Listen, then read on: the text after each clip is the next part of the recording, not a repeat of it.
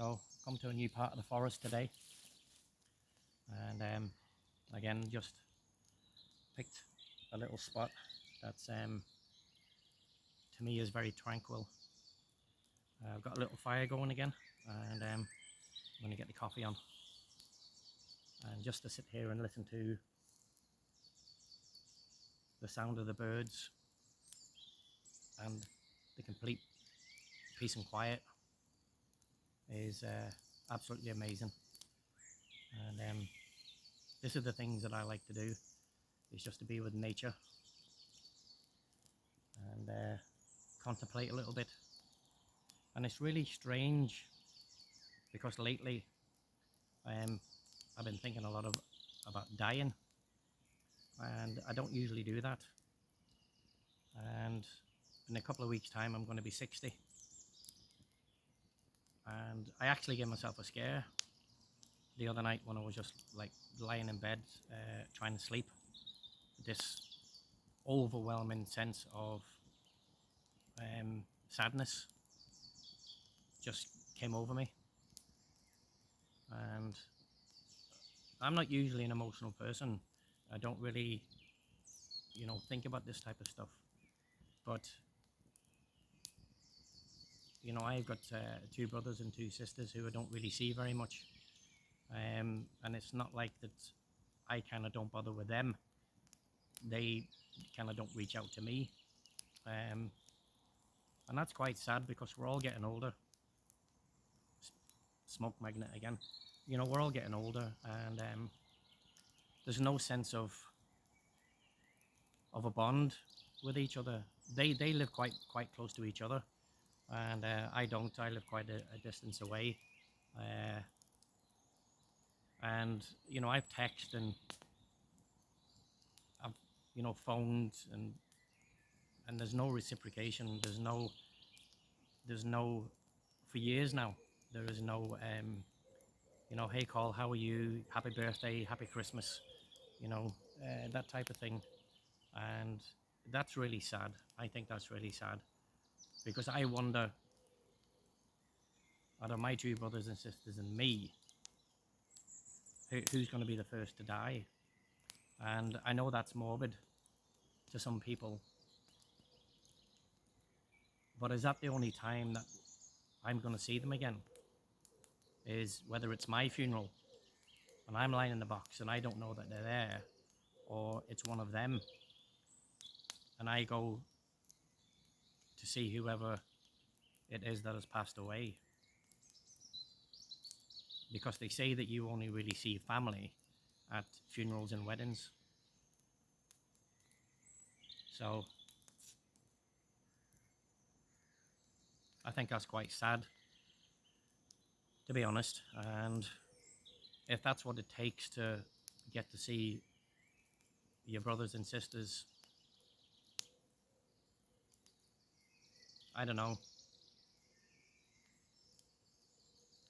Out of my family, I'm the only one who's lived away.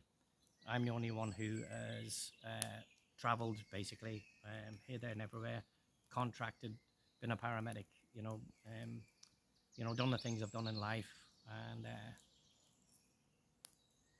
they looked down on me for that. They frowned a lot down on me for that when I first left. I left home at 16 and a half years of age.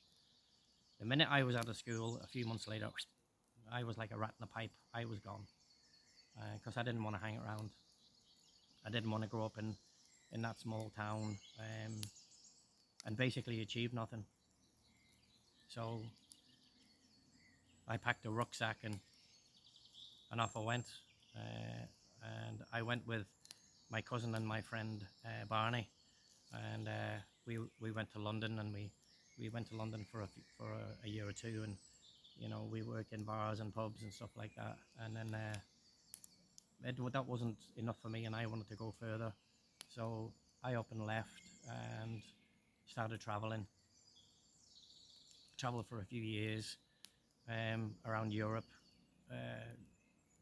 in Greece, and loads of lovely places, and seen the world, and you know got a bit of experience with different people and different cultures, and then I came back home again.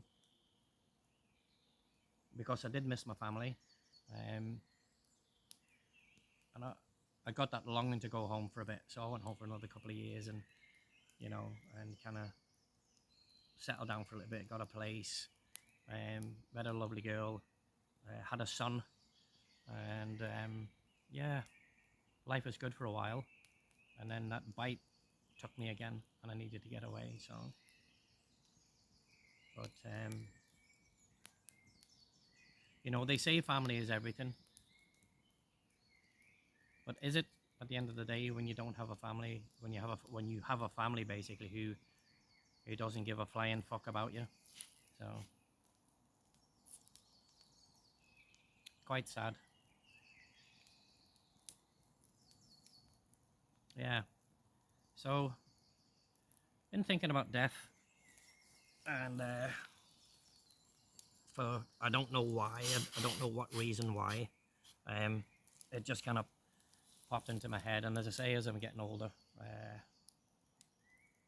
we realize our own mortality as we get older. Because when we're younger, we're just basically indestructible, and we don't think of the future. You know, we don't think of, oh, what is it going to be like when I'm 60? What is it going to be like if I reach 70? So I have a condition, as I've mentioned before, called polycythemia, which is a leukemia, and I got this from, and I'm 100% sure that I got this from the vaccine, the vaccine, the COVID vaccine, and yeah, so I got the Pfizer double jab in France when I was living and working over there. I needed to come back because I couldn't get medical treatment, and so I've had it for a couple of years now, and it's slowly getting worse. I had a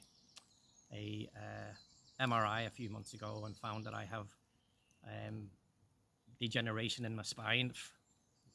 So, and also had a medical and some more bloods taken at the doctor's last 2 weeks ago, and they've told me now that I'm in line for a massive heart attack. So they put me on statins. So I think all this combination of health issues has kind of made me think about death a little bit more, and you know, because we don't know what's going to happen. We're not guaranteed tomorrow. Yesterday's over. Tomorrow is not guaranteed, and all we have is for the moment to live. So, yeah, weird, weird how things go.